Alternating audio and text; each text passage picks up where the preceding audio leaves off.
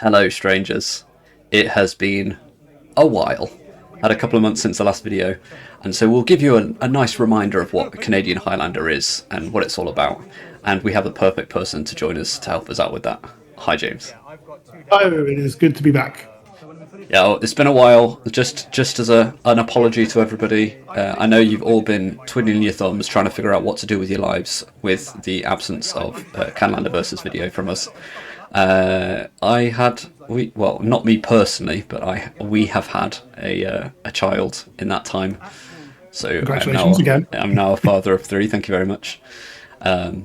Takes a bit of my time, but there's just it's summer as well. There's lots going on, but Canlander has not stopped, and so we have matches to bring to you. Remind me what Canlander is, James. What is this? Canlander is a singleton format, 1v1, 20 life, where we do not have a ban list. We just play to a points list. Best of three, no sideboards. It's it's quite often called like a vintage cube equivalent, just with a lot more cards. A lot of fun. Get to play all the most powerful, not all of them because of the points list, but a lot of the most powerful cards all at once. Yep. And get the nice variants that you get from 100 card singleton formats. Still get to play powerful 1v1 Magic trying to get your opponents dead. So a lot of fun. Great format. Yep, you're definitely a fan. Yeah. I'll be asking lots of questions. I feel like I've been off the boil for a while, so it's going to be returning back to the original videos where I was just asking a load of questions of you because I'd never played the format before. That's where I feel like I'm at right now. Yes, children have not let you play Canlander, let alone do commentary on it recently. That's so, it, right? Seems fair. Yep. So we'll go through updates to the metas. We'll go through cards that I'll see and have never seen before. There's a lot to go through, and so I think this match is going to be an interesting one as well. And as our players get us started, we will go through a little bit of what each player is trying to do. James, do you want to kick us off with Dunc on Time Vault and explain briefly what he's trying to do? Yes, so Time Vault, clues a bit in the name. It's trying to cast Time Vault and untap it, and never ever ever let Ed take another turn ever, if you can possibly avoid it. So there's many ways to undo it: Voltaic Keys, Voltaic Servants, Manifold Keys, some of the Tezzeret's untap. So lots of tutors, lots of artifact-based stuff to try and get those out and just kind of pop off with it as well. There's also a little bit of a lands package in here. There's the kind of infinite mana with Fast Bombs and Crucible of Worlds and infinite mana, infinite life, trying to have a second combo if the Time Vault gets shut down. So the point's pretty prescribed for this. Time Vault itself is 7 points, such a powerful combo card. Academy is an almost auto-include. Saga kind of is too, because it gets both the keys, and it's just a really good card. Dunk's final point is Mana Vault on this one, which is sometimes a swing one, but that's what he's gone for here. All right, sweet. Dunk very much a combo player nowadays. And Ed's playing a combo deck also with Omniscience. He's looking to cheat out an Omniscience, basically, and be able to play every card in his deck for very little mana. In fact, no mana at all. Enter the Infinite's a key component where you just draw your whole library and to win in any number of ways that you want to. My favourite being Approach of the Second Sun with a cantrip. That's a fun one. Points wise for Ed, we've got Demonic Tutor, Mystical Tutor, Treasure Cruise, Vampiric Tutor, Dig Through Time, Imperial Seal, and Psychic Frog. Looks a little bit out of place considering everything else is just to go and find combos, but it is a powerful card. Still feels like it's a little bit out of place, to be honest, but there you go. There is sometimes what you do with that final 1 point. You could argue some bits and pieces. That's pretty loudly what's going on there, right? I've got an extra point. What shall I do with it? This is a fun card. I mean, it could have been maybe a Wishcore Talisman. That's the only one I could potentially think of that might go in there. But Ed's gone for Psychic Frogs. Just powerful standalone card. Might win the odd match when your Show and Tell gets countered or whatever. So. Yeah, nice. So I've not seen the OmniTell deck in person myself yet. I've not played against it. I have played against a Time Vault deck. I think Kieran was playing it a while back. or a version of it a while back. Definitely played against him a couple of times. But yeah, I know that Dunc's been getting a lot of reps in with this style of deck. This has been his preferred one, and this is a good matchup for us to come back to. Like the meta has shifted quite a lot at Dice Cup for where we play the Nottingham tournaments. We have gone much more combo heavy than we were maybe 3 or 4 months ago. It used to be a bit of a mid-range pile a lot of the time, with just a few combo decks, a few control decks, a few aggro decks. Yep. And that's really shifted. There's a lot more combo. We had, I think last week we had 2 Time Vaults, we had an Academy deck, we had a Storm deck. Because control wasn't super popular as an archetype, combo is obviously really good into that, and there's a lot of like discussion on the Discords about what the best ways to build these decks are. There's a very engaged community about trying to build them. So it's been a really popular upswing. It's changed the meta quite a lot recently. I've had a bunch of my mid-range decks that now just feel like they suck because they have to have quite specific interactions at the right times to deal with these decks. You can't just slam good mid-range threats. Well, interestingly, these 2 combo decks are quite control-y as well, right? Their interaction is to be playing counter spells. Seen a lot of the combo decks in our meta very much being extremely one-dimensional in that you're just trying to race to your combo. These ones are both built to protect against people comboing off as well. So yeah, we've seen that Spell Pierce already. We've seen a couple of cantrips, which obviously can go in like combo decks quite commonly, but they're also found a lot in control. And you've seen here like a really powerful 1-drop from Dunc that's also like another, almost a plan C once you've got through the Time Vault combo and the lands combo, which is Retrofit a Foundry, which if this just goes unanswered, he doesn't have to commit to anything. He just end step, make a servo, make a Thopter, turn it into a 4/4, etc. Like kind of go back and forth and just level up. It's a way of holding up your control magic while still just adding to the board and providing your opponent with a route to a loss, I suppose. Yeah, I think Dunc should have servos here rather than Thopters. Not that it would really have mattered on this board state. No, you're absolutely right. These things do not fly.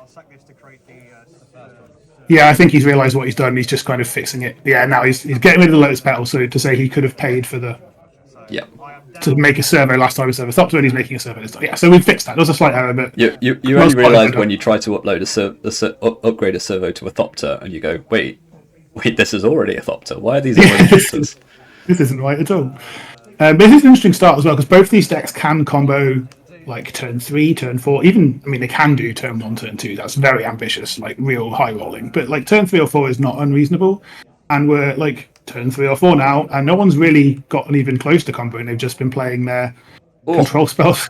Build Mana Tithe. Love a Mana Tithe. Not like tithing, mana tithing in so many ways. Pay an extra mana to play your Mana Rock, please. Yes, exactly. So big. That was a big swing.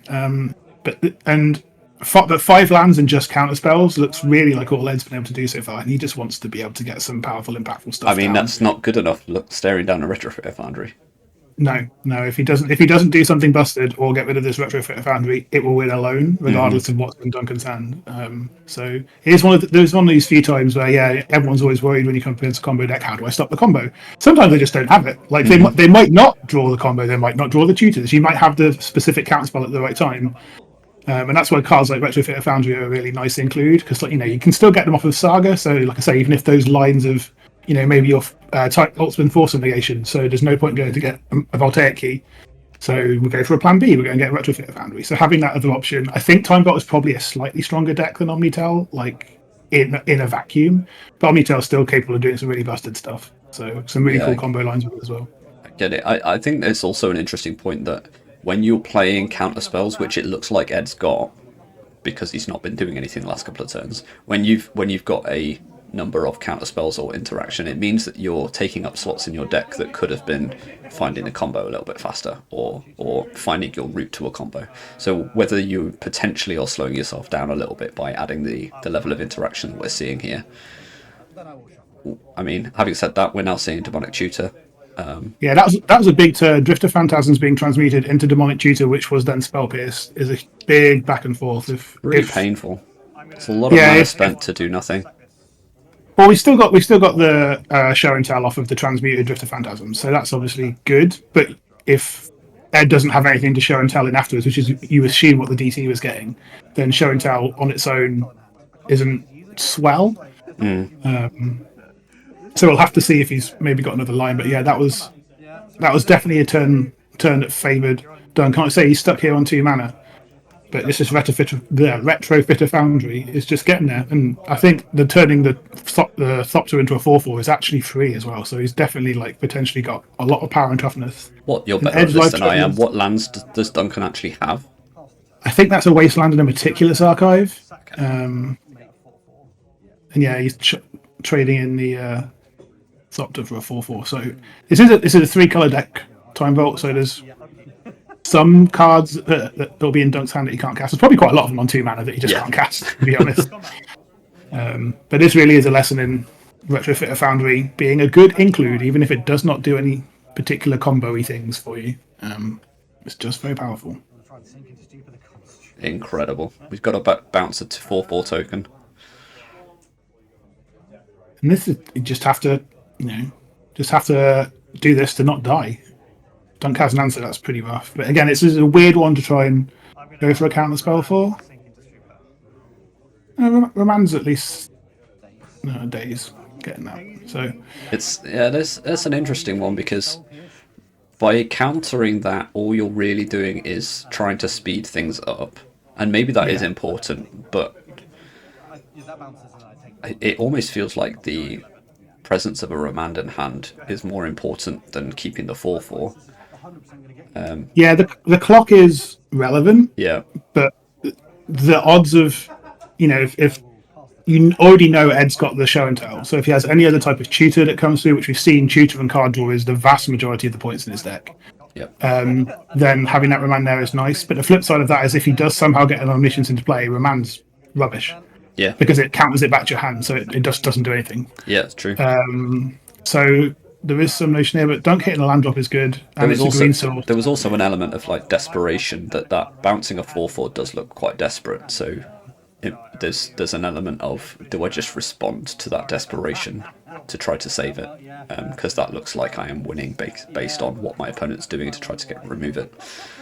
That is true. And although like bounce isn't necessarily the best answer to Time Vault decks, like I've won games against Dunc by having Petty Theft on the Time Vault as he goes to untap it. Yep.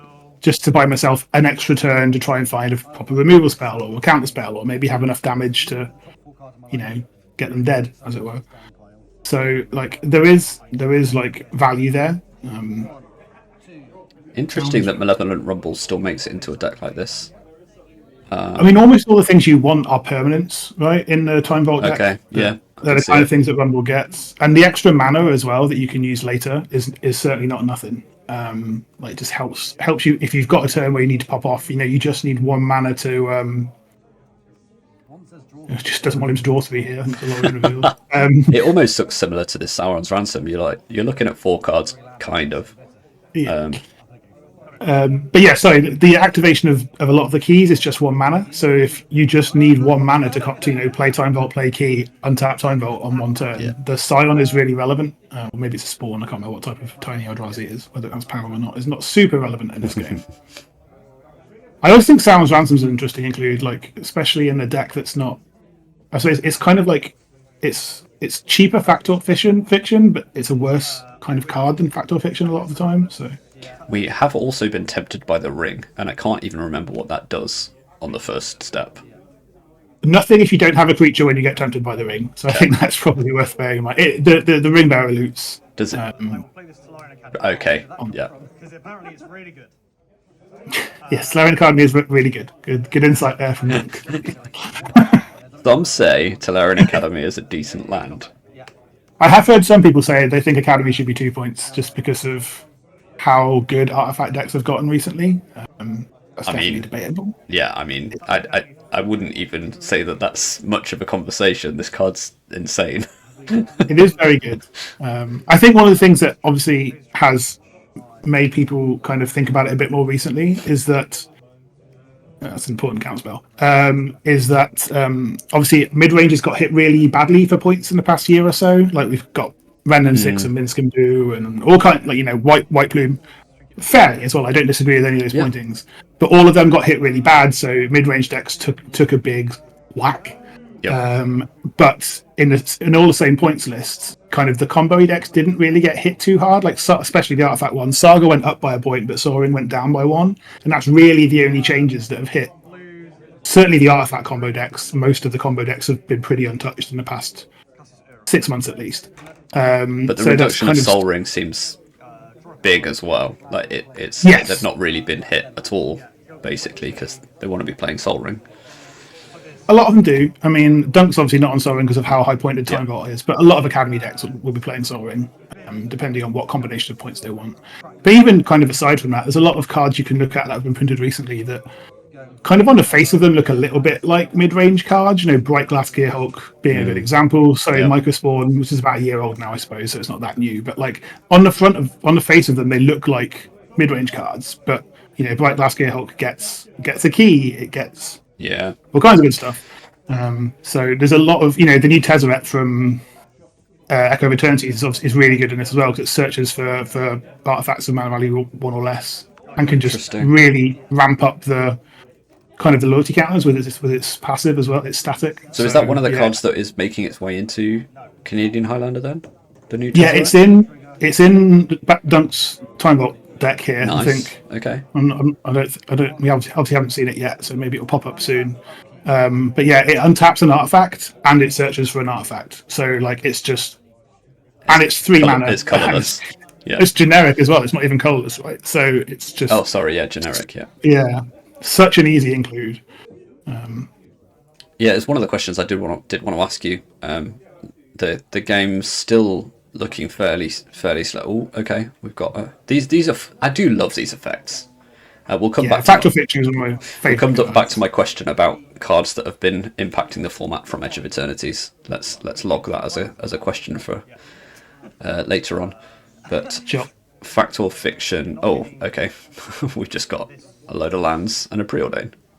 Yes, so splitting a sanctuary and a preordain seems quite sensible. It just depends what the good things are. But I mean, this fact or fiction can always be got back by the sanctuary. The counter spell is not a terrible draw, but although, like we said at the time, Ed has bought himself a bunch of time by bouncing the 4/4. He is still just dying to this 1 mana retrofit Foundry over the course of like 8 turns or however long it's been now. No one has even come close. Ed's come close to comboing. If that demonic tutor being countered was really big, because there's still obviously a show and tell is hiding in Ed's hand, and you're always just a top decked tutor or Into the Infinite or something. Probably not Into the Infinite, Omniscience. Sorry, away from that being really strong. So you never know. And the knowledge that's there is big as well for Dunc, considering we know that like Ed is a step away. You'd like to think that Dunc's holding some kind of an answer. I can't think what would answer such a thing, but hey, he's got blue in his deck. The right interaction at the right time. But yeah, he's just kind of pretty much makes sense for him to be all in on this retrofit Foundry. He's nowhere near the combo at all. Like I don't recall seeing any of the combo go into his hand at any point. So he's just sitting on this retrofit Foundry. And if he does have like some of the control elements that we talked about earlier, like sitting in his hand, he just wants to protect these tiny little artifacts as they hopefully chip away Ed's life tellers. Dunc's more than happy for the game to continue as it is. That's the point. Is Dunc can just defend this position. And I think that is one of the ways in which you can look at certainly the artifact combo decks and just they maybe have a bit of a step up, certainly on decks like OmniTell, maybe not quite so much on Storm, but they just have plan Bs and plan Cs and plan Ds that are still maybe slower, maybe less efficient, less flashy, but will still get the job done like we're seeing here. Whereas because Ed's just not dimensional like combo. Because Ed's not been able to do any combo stuff with OmniTell. He's just sitting here dying to 1/1s. Just like he's playing limited. So what's limited? Yeah, fair. You can do the intro for that, I'm sure. I think you're fine with that one. We'd made it so long before that got mentioned, and it was you who did it. It was me as well, so I wanted to save you the pain. So.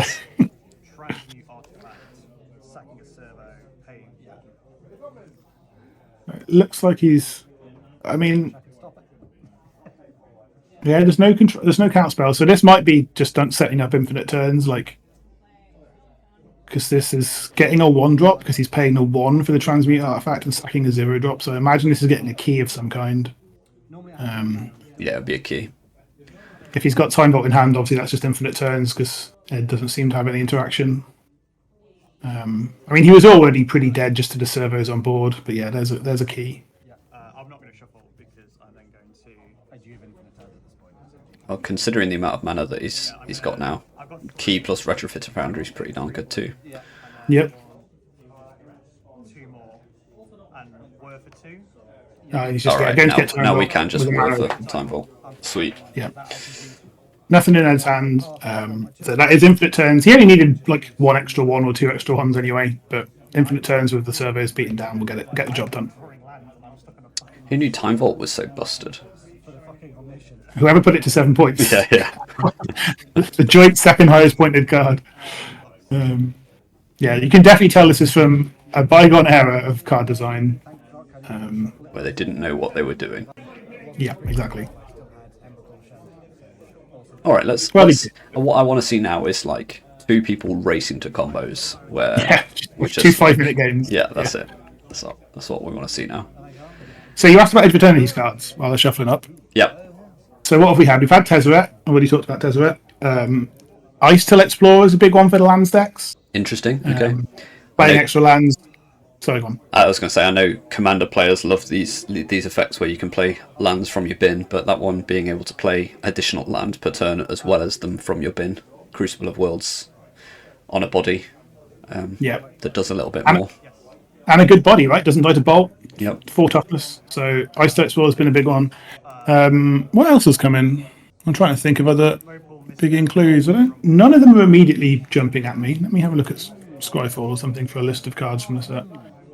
Could have prepped this after you started asking me about it, and then we started talking about something else, and my brain stopped working. While you're figuring that out, we have revealed Dunc's hand. We've got Misstep.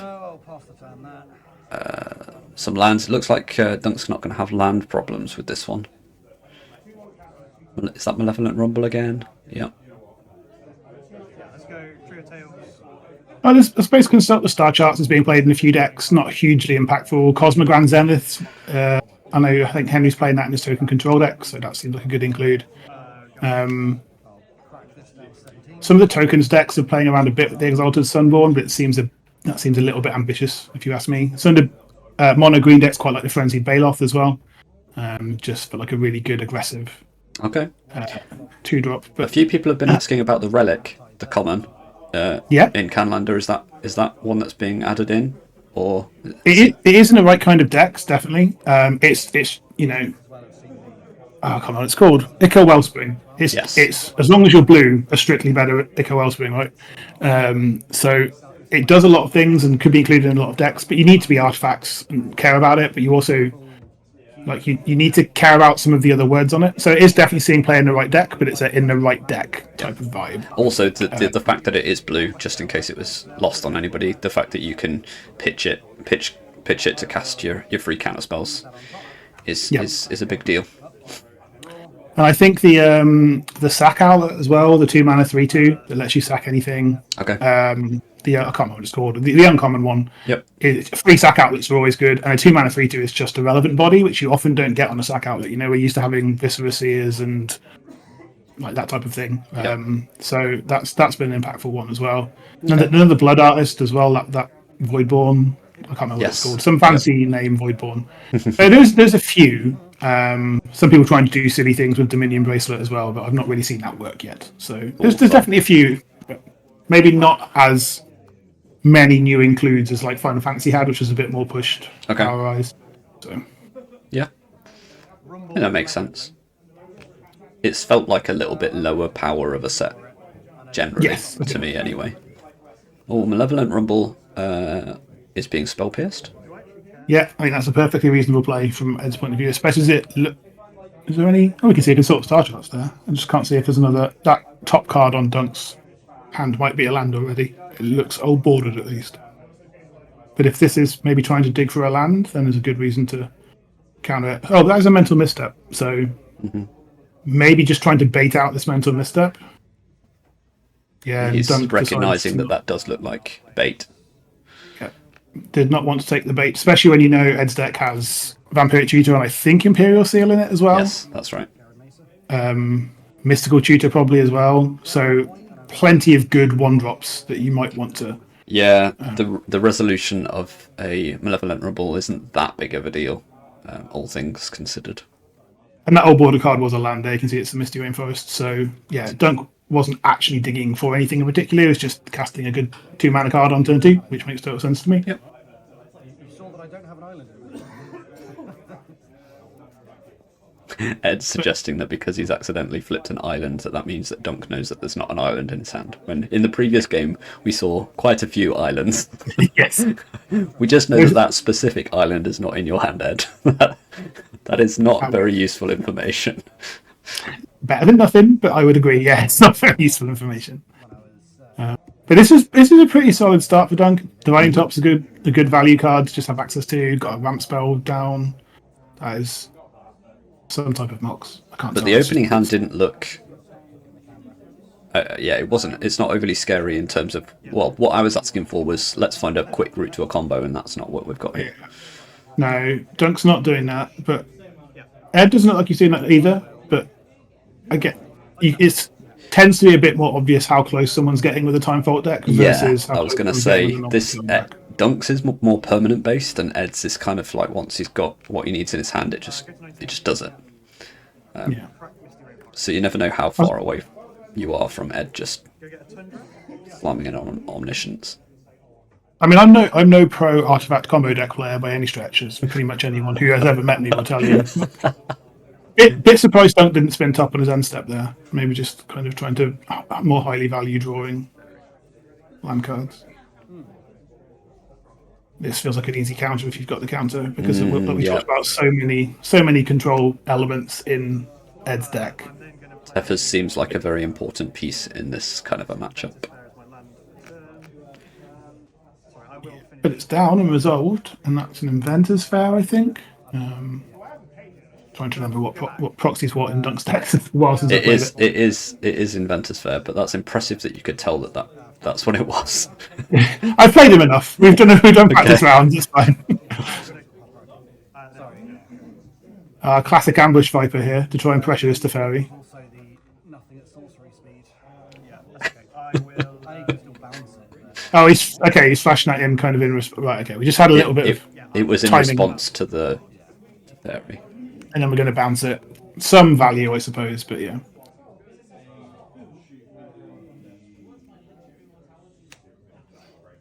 But yeah, Dunk's starting to be in a pretty solid position here to kind of take this one down as well. So we want to see something happen from Ed. Show and tell, sleight of hand. Show and tell would be lovely from Ed's point of view, but sleight of hand is what he's actually doing right now. Yeah, we don't know do we know what's in Ed's hand? We don't know anything about Ed's hand. So I don't think so, no. No, it's pretty common. Ed is similar. Yeah, Ed's similar to Duncan, that he'll play open-handed if he's been hand attacked or something. So I don't think we know anything. I can see that might be a Serum Visions, maybe. So maybe just. It's still like it impresses me to no end how well people can recognize Magic cards from like art that's not even that clear. I mean, blue cantrips. Yeah, I'm going to know blue cantrips. Yeah. If you're going to know anything, it's going to be a blue card that says draw a card on it. Yeah. Yeah. So getting some sensible value out of this Snapcaster Mage. That Ponder doesn't do a lot. That is, it is Ponder. Good spot. Get it. So Ed's just selecting the cards to try and like rip through his deck as close as much as possible. Because although like Dunk's had a solid start and has a lot of good cards on the board, he doesn't have like a clock at all. Like there's no Retrograde Foundry this time. Again, not super close to the combo from available information, and there is a reasonable amount of available information here. Half of his hand is currently revealed. Events Fair is obviously a good tutor, but again, when you don't have loads of mana, which Dunc does not have loads of mana at this stage, like sacking it and doing something with it is an ask, you know. Oh, speak of the devil. Ask and you shall receive. Yeah. So this would be one that I'm sure Ed would love to be able to counter if he could, but even if he would have had it in hand, he obviously cannot because of this Teferi.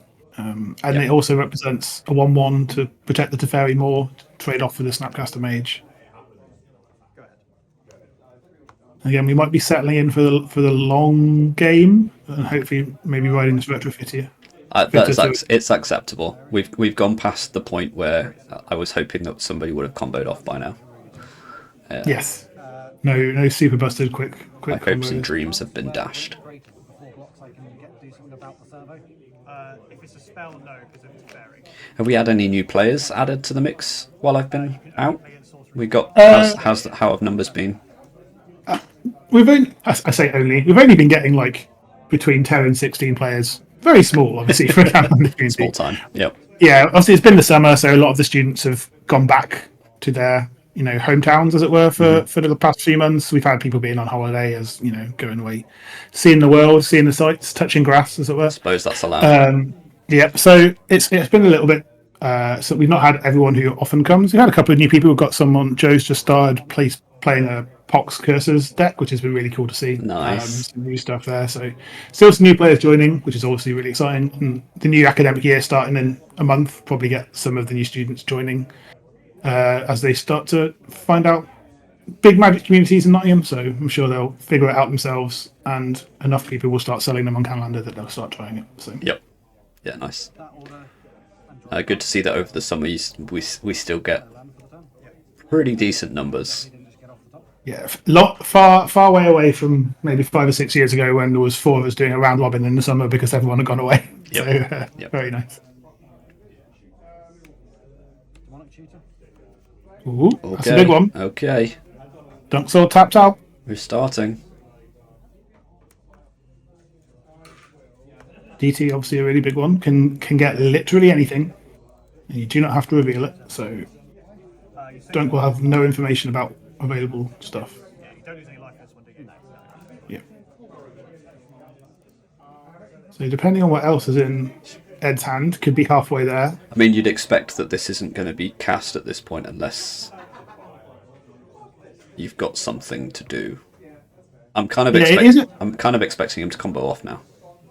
It is a weird one because although OmniTell is an A+B combo with the Omni and the Tell, if you just do that and then have an empty hand, you obviously don't win the game. Yeah. So you need, that was definitely a blue card, didn't catch which one it was, but you do need other stuff. It's partly why cantrips and stuff, there's so many of them in Ed's deck, because card selection and card velocity is stuff you need if you've got the OmniTell combo, but you don't necessarily have the thing to do after that wins the game. Yep. They're the best ways to try and dig through it. So it's why like Dig Through Time and Treasure Cruise and all the cantrips and stuff are points that he's taken. How many cards are there that just like draw your library? Is it just Enter the Infinite? I think it's just Enter the Infinite. There's a couple of it's very omniscience unique. effects, isn't I gain a life good 20. there? I think there's an additional omniscience effect.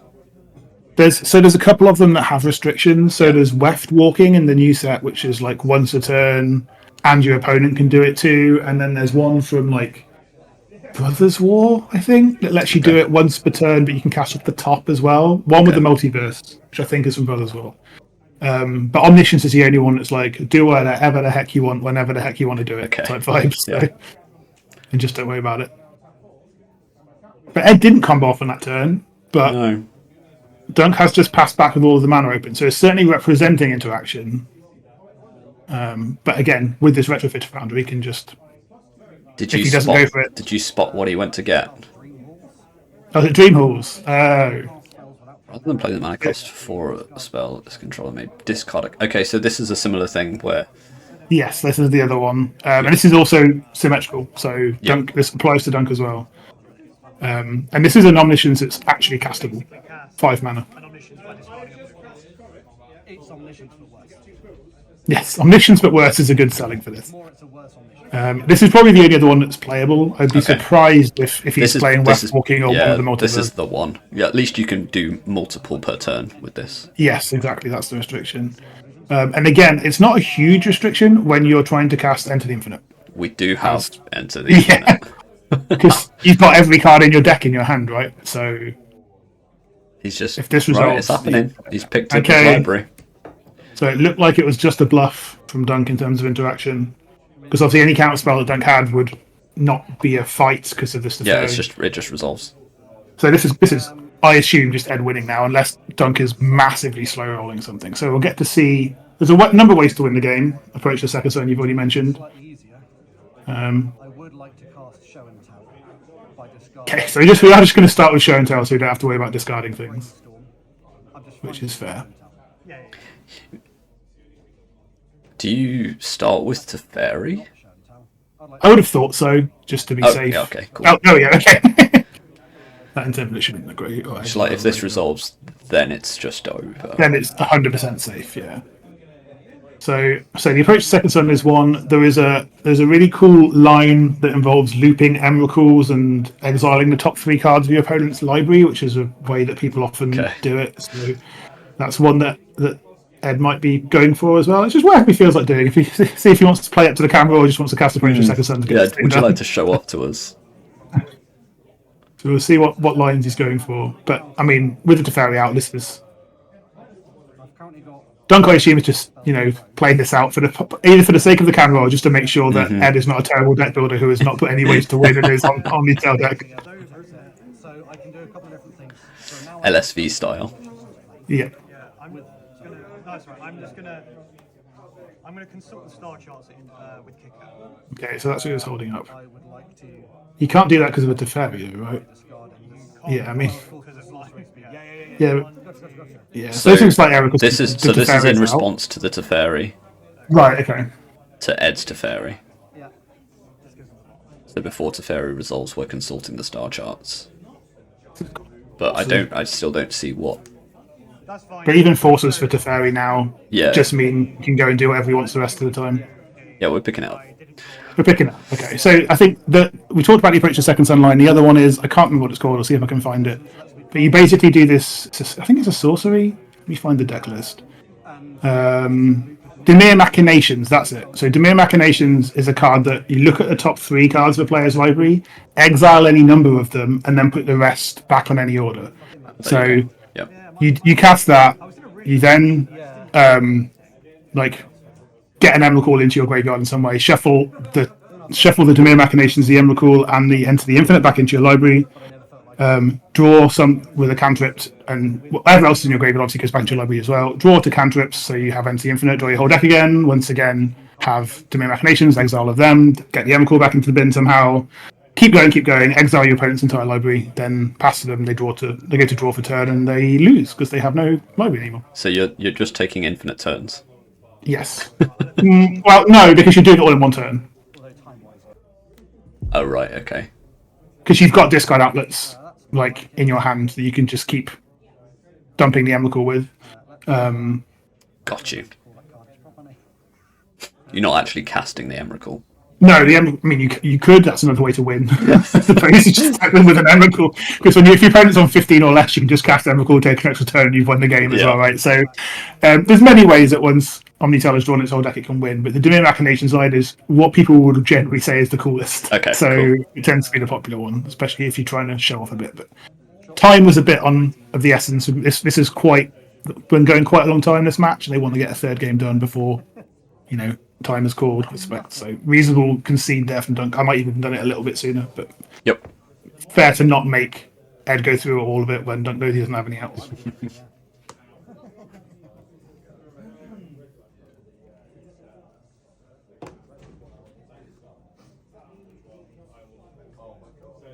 So we've seen one of the combo decks combo, and one of the combo decks beat down with 1/1 tokens. So True. Right, Dunc. I don't know what. Come on. Infinite turns time. It's either Time Vault's turn to combo, or somehow OmniTell needs to make some 1/1 tokens. I'm not really sure how that's going to happen, but Okay, let's see. yeah, that's true. If Ed can play the beatdown with a Psychic Frog, that's how we do it. Yeah, I still think Psychic Frog's really interesting at that point. I've never been in any games where Psychic Frog's taken over, either playing with it or playing Really? against it. Yeah, it just hasn't happened to me. It just gets big, right? Yeah, it does, but you just kill it. Yeah. You just swords it, or you fatal push it, or something. It dies to so many things. It does. I'm not particularly anti it being a point. I think that it's fine, but I've had it so low impact on almost every time I've either played it or played against it because it's just eating a removal spell. But every solid 2-drop in Canlander will eat a fatal push or swords to plowshares if you've got one. So of the mid-rangey, is it fair to say that it's mid-rangey? It has to be a mid-rangey card, right? It's drawing cards on attack. Getting bigger. I don't know. It sees quite a lot of play in Reanimator as well because it's a discard outlet. But again, there's a certain argument about whether Reanimator is a control deck or a combo deck as well. It's kind of gone back and forth or somewhere in the middle. So it sees play in control decks as well. So like it's just because control decks need some kind of threats to win the game. So I've got it in my Dimir Tempo list. I've got it in my Esper Control list. Like it's a very good card. I'd include it in. If it was 0 points, it's one of those ones that would go in every blue-black deck. So I do kind of get that from the pointing kind of situation as to why it is at 1. It's just of all the 1-point cards, I don't think I've personally ever experienced just winning with it or losing to it. Where I definitely have to Red and 6, Minsk and Boom, White Tomb Adventurer. Yeah, I think that there is a difference for sure. Like those cards can just win very quickly. Yeah. Psychic Frog, it doesn't necessarily win that quickly, but it's maybe more versatile. Yes, I think that's fair. And I can see if no one answers it, it could run away with the game. Because if you just can't block it and you can't remove it, I've seen it happen. I've lost to a resolved Psychic Frog that I just couldn't deal with straight away, and then they just protected it. It's like, okay, cool. Yeah, that's fair. It feels like one of the ones that you just kill. Mm-hmm. Ooh, Inquisition though, still on turn 2, not quite when you want it, but what are we getting here? There's a lot of good lands there though. Oh, but there is one that chooses this for a time vault. Yep. Yeah, take this card, please. But that is a really good hand, right? That's a Saga that chooses for a key. That's a Cave that chooses for an Academy. Like, without that Mage being gone, that Tribute, that Tinkers, it doesn't Tinker. Tinker's a different card. It chooses for the time vault, the word I couldn't remember. It's in the top left-hand corner. Good point. Oh dear. So he just slammed some artifacts down, fell while stones. Well, interestingly, that was a really busted opening hand, wasn't it? And without that Inquisition, it was going to be over pretty quickly. You'd expect. Yes. I mean, it still wasn't going to be like a turn 3 or 4 combo, like Dunc only starting to really get going on 3, but it had everything in it to just win the game. Yep. And again, it looks like, it's always hard to tell from OmniTell, but it looks like Ed doesn't have a quick combo in his hand available to him either. So definitely a clutch Inquisition there to get rid of the Tribute Mage, I want to say. They all start with T, I can remember which was which. Tribute, Trinket, Transit, who knows? Treasure, Trophy, like there's a lot of them. What's Transit seemed the most tortured reference. Yeah, I enjoyed that one. It's like, what other words start with those letters? Oh, it's gonna be vehicle related. It's fine. So it shoots for vehicles, so we'll call it a Transit Mage. Yep. There's a Saga with a scary card here, though, obviously, as well. Like, it could just be that now the Tribute Mage is gone, Dunc's just going to be like, well, make a construct, punch you in the face until you're dead. As a Saga, a plan B. We've already talked about a plan A and a plan B and a plan C. This is pretending to be a retrofitter foundry. A little bit, yeah. And can then shoot a retrofitter foundry if you really want to go into it at the end. So. What a silly card it is, a Saga is. Yep. I just remember it seemed so crazy back at the time when everyone was looking at this going, what is this? This card can't be good. It sacks itself. What the hell? This is rubbish. And then it's just banned and restricted and pointed and all of the things. Yep. I don't think there was much pushback on Urza Saga being banned, being pointed, right? No. I know there's been a couple of people suggest that it's not as strong as people say, but I struggle with that argument, to be honest. I'm like, just no, bro. That's not it. Card's bonkers. It's just a land that wins the game. I do agree that it's not necessarily an auto-include, but that's because it's pointed. Yes, most decks were playing this when it wasn't a point. As long as you were, maybe some 4-color decks even playing it, certainly like some of the 4-color artifacts decks would have been. But as long as you're 1, 2, or 3 colors, this just seems like such an easy slam dunk. Like you've always got something to go and get. Maybe you're playing Moxon as your points. Maybe you've got a Shadow Spear you want to shove on something to not die to an aggro deck. Like it just seemed like so easy to include, and it just turns a top deck land as such an easy include, right? Into I've just made 2 3/3s and shooted for a Shadow Spear to put on one of them. that'll win a lot of games of Magic on Yeah. its own, right? Even if you're not doing anything else with it. Create a construct. That is what Dunc is representing We here. are just making a token with the Saga, And I'll also while draw a card. Ed is cantripping to something else. Untap. And this is the thing with Saga, the clock will increase exponentially quite quickly. See what he's doing. Just make another one, surely. You would have thought so, unless he's got a very specific plan. Yeah, looks like we're just making another one. They're currently 3 things. Will be 4 cards in a second. This sacks. Yeah. Interesting to see what he goes and gets. What do I go and get? That's really tricky.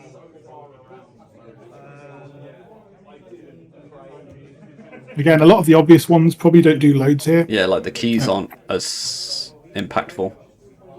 Manifold Key at least lets you make a construct unblockable if somehow Ed managed to get a Interesting. blocker. Yeah. So there's maybe some call for that. But again, that's we don't see many blockers on Ed's side. We've seen like a Snapcaster Mage. I think that's it. There's probably some other creatures in there that I'm just not aware of. If we look at the deck list. How much mana does the Manifold Key? I think I just get Oh, manifold key. No. well done. Hooray! Three. The answer's 3. 3 manas. Yeah. Okay, good. Oh, actually, no. Sorry. Still in Oh, we already talked about Psychic Frog being in Ed's deck, but not many of them, but just a slight upside. Mana Volt's probably the only thing I might have thought of, just if you wanted a big explosive, dump a bunch of artifacts onto the turn to improve this clock.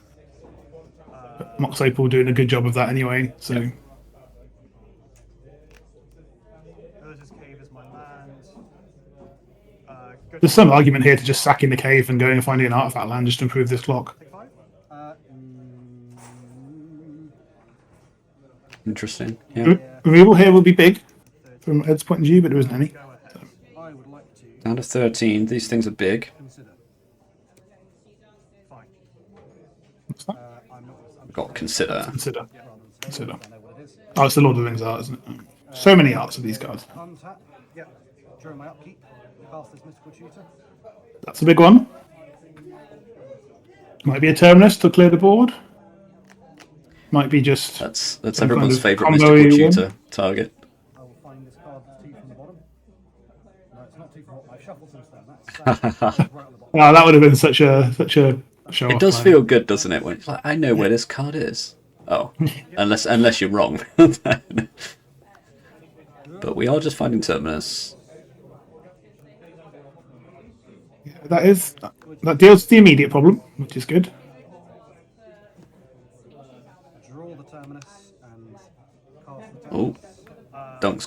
Dunk's got plans. But Mana tapped. remand. Oh, that's that's a a good big target one as for a well. remand. Oh my. Yeah. Still have 2 available. Would you like to pay 6 for this instead? Oh, and that sounds like... That looks like there's a loose focus in Ed's hand. Where Dunk has 2 mana up, which is rough. We don't die next turn. Yeah, it's funny, isn't it? When your opponent says, how much mana have you got open? You know exactly what card they're asking about. Especially when you say Two- 2, when you say 2 and they go, oh no.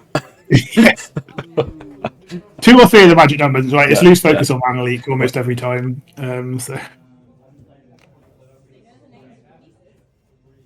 Yeah, I think Ed's just spending some time being sad here. Yeah. Yeah, to hand. I draw a card. Hand right. Might as well be in the I will bin. be very sad. Yeah. I will 2 turns is a lot of turns in Canadian Highlander. Yeah, and there's a lot of power and toughness here. If Dunk can just shove a couple of artifacts into play, right? There's already 5. You just get 2 more artifacts. This is dead now. Caracas. That is not 1. Caracas. Go to combat. Definitely a good shout, not chasing down the extra damage. But that is time on the round, as I can hear myself shouting. So Yeah, because I was turn 0, so yeah, you're turn 1. Ed Dunk in a goes really good spot. Turn 1. Yeah, That's not Dunk in a really good spot. Just got to hold up. Hopefully, have some interaction for whatever Ed's trying to do this turn. It doesn't look like we're going to get to see Dunk actually combo off. Dunk's just No, playing Artifact Beatdown, as Yes. far as I'm concerned. Infinite turn's also not great when you've only got 5 turns left of the game. I'm doesn't- fully aware of that, thank you very much.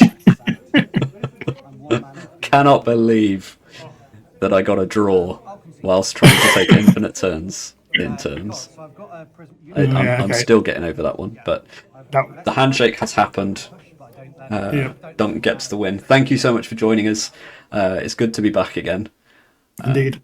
And we will catch you all next time. Bye-bye. Bye.